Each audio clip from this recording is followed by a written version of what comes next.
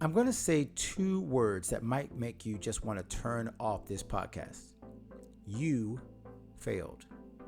Now, how does that make you feel? If you immediately said, hey, you don't know me, just back off. You don't know what I do or whether I failed. I don't know how you can come out with that. Maybe your reaction says something about the way you view failure. Maybe failure is something we should discuss, especially since failure might be your biggest friend.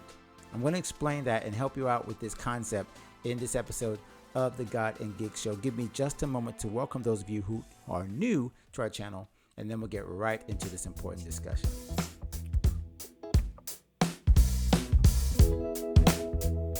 Hello, welcome to our show. Thank you so much for making this podcast a part of your creative day. If you're new to our show, thank you for joining us. My name is Alan C. Paul. I'm a creative coach, musician, and author. And this is where we help you to transform your creative life from the inside out by solving your temporary creative problems with timeless spiritual principles. Now, we're here with our podcast, here at YouTube channel, and everywhere on all podcast networks. I hope you'll subscribe, follow us, because if you are a content creator, musician, artist, anyone inside the arts and entertainment space, and even combine ministry with that, but you don't necessarily work inside a church, you simply have high values and high character, and you want to continue to become that creative that can walk into any space with confidence, that's what we help you do here. Now, let me get right into today's topic, because if you're listening and watching while this particular thing is coming out, it's around the time of the NBA playoffs, and a certain NBA star got into a little bit of hot water when his team failed to win a championship or actually get out of the first round. And they asked him, was this season a failure? And he got a little bit annoyed with that question. And he gave a long answer, which some people are saying was amazing, and some people are saying was kind of excuse-filled. And basically his point was that there's no failure when you have been trying for a long time to do something and you learn from every mistake and you learn from every time you don't make it. And so there's no real failure. He said no failure in sports. And now I'm wondering, in creative life, would we say that? Would you say there's no failure in creativity? There's no failure in creative industries. There's no failure in art. I don't know. This is the question I'd love to pose to you. And it's practical and it's also spiritual. The first thing I'd like to say is I'd like to look at this first from a spiritual standpoint, because it takes me right back to someone who you'd think would never fail, and that would be Jesus. Now, as a Christian, I believe Jesus never sinned, but I would also say that Jesus did have to deal with failure, because the Bible does say he was tempted in all ways as we are. He was a human being, so maybe he didn't ever fail in the spiritual sense, but I can imagine that if he's trying to lift a box someplace and he didn't lift it or couldn't lift it or failed to get somewhere in time or something, that there could be failure in a human sense that he dealt with. But he did deal with the failures of people around him. His disciples failed him. The people around him failed to do what he asked them to do. They failed to have faith. So he was faced with failure all the time. So to say that we shouldn't understand failure is to say that we don't know that even the Son of God didn't understand failure, which is false. He knew what failure was all about, and he knew that we would fail because we weren't perfect. So now let's take it to the creative spot.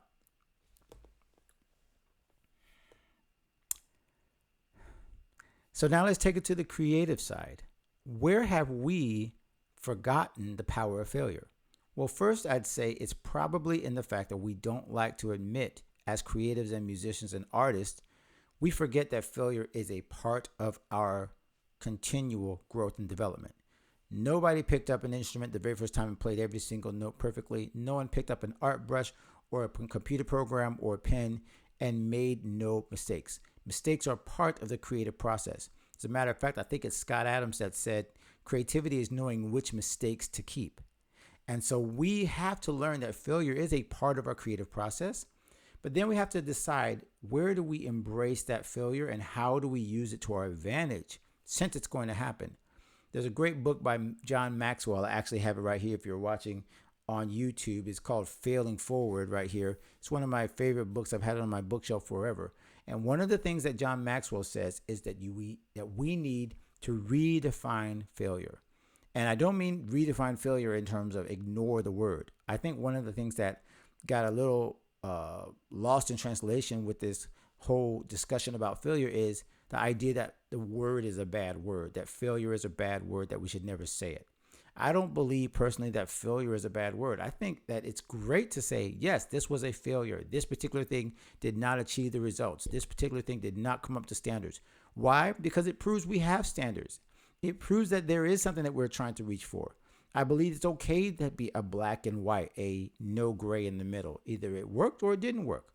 What that allows us to do is to now objectively look at what we can do to improve. And if we ignore or try to dismiss failure as just a process, which of course it is, but we don't need to dumb it down to the point that we ignore that something can be a failure. Now, the question is, how do we respond to that? And in this book, Failing Forward, there are 2 points I would love to bring out. One is to ignore this whole idea that you are a failure because you have failed. John Maxwell says it remove the you from failure, and what that really means for us is not to take it personally. If I failed at something, that's the fact. It's been a failure. Not I am a failure, but that action, that process, that song, that particular thing failed to achieve its results, which is fine. It doesn't mean that I am a failure. And I think one of the biggest issues is when we hear that word, you failed, we think we are, or you are, or I am a failure, which is not the statement. The statement is about a issue or fact or a song or a piece of art or whatever. If it failed to achieve what you wanted to achieve, it's okay. It is not a personal declaration of your identity. And so one of the key things that I believe Maxwell is saying in the book, and I'm saying to you, is try to dismiss your ego and your feelings from a failure. It is simply the fact of what happened. Now, can you feel bad about it? Do you want to improve it? Yes, that's okay. And it can motivate you, but it should not become part of your identity.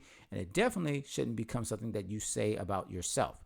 Now, the second thing I'd like to talk about failure is this second half, which is what do you do next? The response to failure is, I think, more important than necessarily the fact that we failed at something, the fact that something didn't work. So when we respond, we have to look at it objectively again and say, what does this make possible? What is now the opportunity that this failure provides for me? It provides an opportunity to learn. It provides an opportunity to look at things. It provides a new perspective. It provides a lot of things that you may not realize that failure makes obvious and makes open to you that would not have happened had you had a perfect track record and never had the failure. As a matter of fact, failure proves that you're pushing past your comfort zone. If you are lifting weights and you never push to the point of failure, then you'll never know where you might have been able to succeed because you never reach that point that says, here is your limit right now, and here's where you can work at improving. So creatively, you got to push yourselves to places of failure to even find out what you're capable of.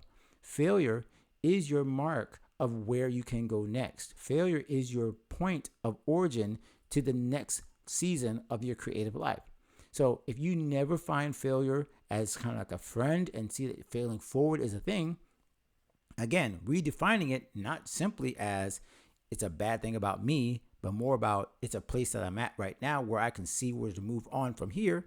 That is what we need to do with failure as creatives, and especially as faith-focused creatives who want to see what God is doing in our life. Because again, if God is acquainted with failure and he's not scared of it and he realizes that we're fallible and that we'll make mistakes, then he's perfectly okay with us using failure as an opportunity to grow. As a matter of fact, I think that is one of the main reasons that our faith allows us to see failure as a place to grow, because the Bible says itself, when we are weak, that's when he's strong. When we acknowledge that we are failing, that is when he steps in and says, here, let me help you.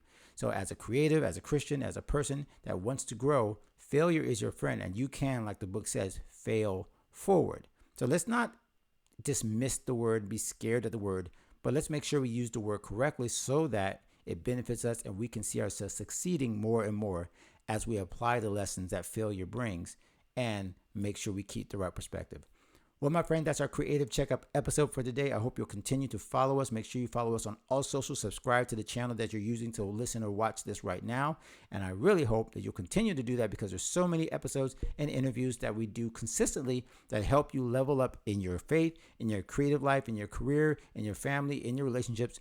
360 is what we aspire to. It's our name of our membership. If you want to check out that membership, by the way, it's at godandgigs.com/gold. Actually, that's our gold program, godandgigs.com/gold. go there. You can find out our free trial for our 360 program, 360 Gold. And it's where everyone in that program is leveling up in every area of their creative life. But I want you to do that no matter what. So stay connected with us, and I would love to see you continue to be a part of our community. Well, until next time, continue to become the creative that you were created to be. God bless, and I'll see you next episode. My friend, thank you for watching this episode. If that blessed you, you got to make sure that you stay connected with this community and this channel so that you can get more where that came from. We're sharing great interviews, tactics, strategies, mindsets, lifestyle choices, everything that's going to help you become a totally confident creative. And don't miss an episode of the God and Gig Show. If you are staying connected to our channel, you'll be able to find us anytime we release new episodes. And you can check out some of our archives of almost 200 episodes now that we've shared over the last few years. Make sure you check out one of the suggestions right now, because it's probably perfect for you to continue to develop as a creative. And continue to stay connected with us, because we're here to help you become the creative that God created you to be. We'll see you in the next episode.